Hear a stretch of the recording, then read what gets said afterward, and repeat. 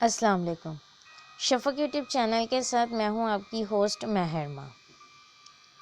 2020 option India یا اسرائیل۔ ویسے تو کلبھوشن یادیو کو پاک فوج کی طرف سے سنائی گئی سزائے موت کو عالمی عدالت کی طرف سے برقرار رکھنا پاکستان اور بھارت کے حوالے سے سال 2019 کی بڑی خبر تھی، مگر اس سے بھی بڑی یادگار، خوشگوار اور سدا بہار خبر بھارت کی 2 فائٹرز کو پاکستان کی حدود میں جارحیت کے لیے داخل ہونے پر مار گرانا اور ایک پائلٹ ونگ کمانڈر ابھینندن کو زندہ گرفتار کرنا ہے۔ یہ خبر صدی کی شاید نہ ہو، البتہ دہائی یا کئی دہائیوں کی بڑی خبر بھی ہو سکتی ہے۔ 2020 میں جس ڈیولپمنٹ یا پیش رفت کا امکان ہے وہ پایہ تکمیل کو پہنچتی ہے تو یہ بھارت کی جہاز گرانے کی سے بھی بڑی ہوگی۔ اس کا تذکرہ اس تحریر کے آخری حصے میں کرتے ہیں۔ گزشتہ سال کی بڑی خبروں میں وزیر اعظم عمران خان کے اقوام متحدہ میں خطاب نے دنیا کو ہلا کر رکھ دیا، جس میں نبی کریم صلی اللہ علیہ وسلم کی شان میں گستاخی پر عالمی برادری کا محاکمہ، کرپٹ لوگوں کی ترقی یافتہ ممالک کی طرف سے پشت پناہی پر وعید اور دلیری سے کشمیر ایشو اٹھا کر بھارت کو منہ چھپانے پر مجبور کرنا تھا۔ گزشتہ سال آصف زرداری، شہباز شریف، مریم نواز، فریال تارپور، خورشید شاہ جیسے لیڈروں کی گرفتاری اور رہائی کے ساتھ ساتھ میاں نواز شریف کی قید کے دوران ضمانت اور لندن روانگی بھی حیران کن رہی۔ میاں نواز شریف کی زندگی کو لاحق جان لیوا بیماری کی بنا پر علاج کے لیے 6 ہفتوں کی قبل توسیع ضمانت ہوئی۔ میاں نواز شریف کی بیماری پر پاکستان میں اس قدر ادھم مچایا گیا کہ عمران خان حکومت نے خوفزدہ ہو کر لندن جانے کی اجازت دے دی۔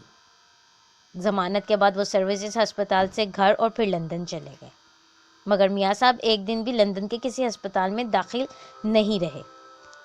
مزید برآں حسین نواز کی کے دانشمندانہ، فلسفیانہ اور کافی حد تک ظریفانہ اس بیان نے لندن کے ہسپتالوں کی ہائیجینک کنڈیشن پر بھی سوال اٹھا دیے۔ میاں صاحب کو انفیکشن سے بچانے کے لیے ہسپتال میں داخل نہیں کرایا گیا۔ 2019 کی دیگر اہم خبروں اور واقعات میں چیئرمین سینیٹ صادق سنجرانی کے خلاف اپوزیشن کی طرف سے طاقت کے اظہار کے لیے عدم اعتماد کی تحریک تھی، جو الٹا اپوزیشن کے گلے پڑ گئی۔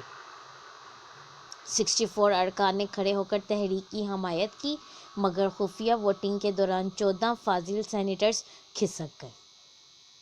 مولانا فضل الرحمان علاؤ لشکر ہی نہیں، پوری اپوزیشن کا ساتھ اور اعتماد لے کر اسلام آباد کو فتح کرنے آئے، مگر ان کے اور اپوزیشن کے ارکانوں پر اوس پڑ گئی۔ جسٹس آصف سعید کھوسہ کا 11 ماہ پر محیط دور اسی سال شروع اور اختتام پذیر ہوا۔ ان کے جنرل قمر جاوید باجوہ کی توسیع کے خلاف درخواست پر ایکشن نے پاکستان کی سیاست میں بھونچال پیدا کر دیا۔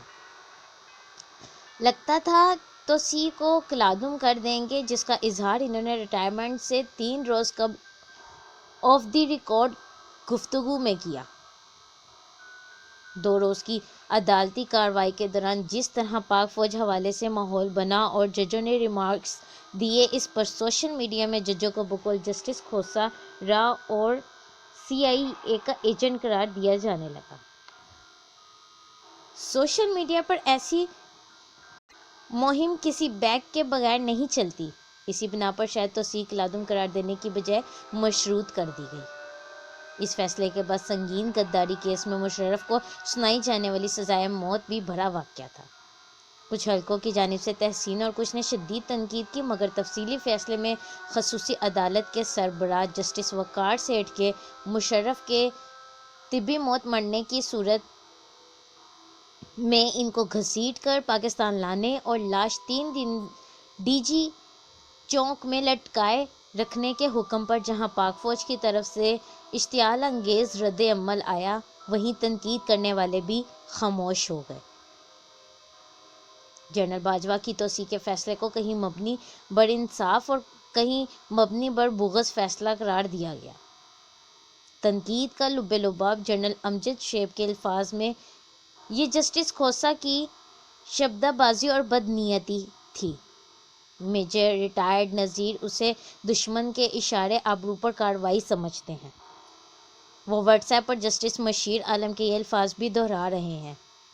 میر جعفر اور میر صادق عدلیہ میں بھی جا بجا موجود ہیں۔ وکیلوں کے دلوں کے ہسپتال پر یلغار اور ارشد ملک ویڈیو بھی غیر معمولی واقعات تھے۔ اب اس پیش رفت کا تذکرہ کرتے ہیں جس کی بات شروع میں کی۔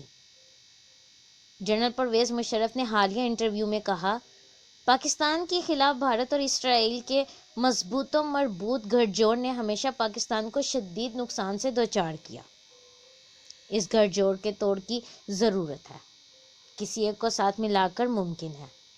پرویز مشرف کی بات سے اگر اتفاق کر لیا جائے تو کس کے ساتھ پاکستان دشمنی کا میاں ختم کر سکتا ہے؟ بھارت کے ساتھ آپ صرف کشمیر سے دستبردار ہو کر معاملات آگے بڑھا سکتے ہیں۔ بالفرض ایسا کر لیں تو بھی بنیا اکھنڈ بھارت کو ایمان کا حصہ سمجھتا ہے، اس سے خیر کی توقع نہیں کی جا سکتی۔ مشرف نے اپنے دور میں اسرائیل سے ہاتھ ملانے کی کوشش کی جس کا اس نے گرم جوشی سے جواب دیا۔ مشرف کے بقول ترک صدر کے توسط سے وزیر خارجہ خورشید قصوری اسرائیلی ہم منصب سے ترکی میں ملے تھے۔ مشرف جیسی سوچ پاکستان میں کئی حلقوں میں پائی جاتی ہے۔ ہمارے لیے بھارت اور اسرائیل میں سے کسی ایک سے دشمنی کا خاتمہ مینڈیٹری یعنی لازم ہو تو کس طرف جانا ہوگا؟ یہ ملیشیا میں کانفرنس میں شرکت کے فیصلے جیسا آپشن ہی صحیح پاکستان کو کیا فیصلہ کرنا ہوگا؟ یہ سوال قارئین کی رائے کا متقاضی ہے۔ وزیر اعظم عمران خان کو کچھ لوگ یہودی ایجنٹ کہتے ہیں۔ ہو سکتا ہے وہ ہچکچائیں یا گھبرائیں، مگر وہ دبنگ، سخت اور غیر مقبول فیصلے کرنے کی شہرت رکھتے ہیں۔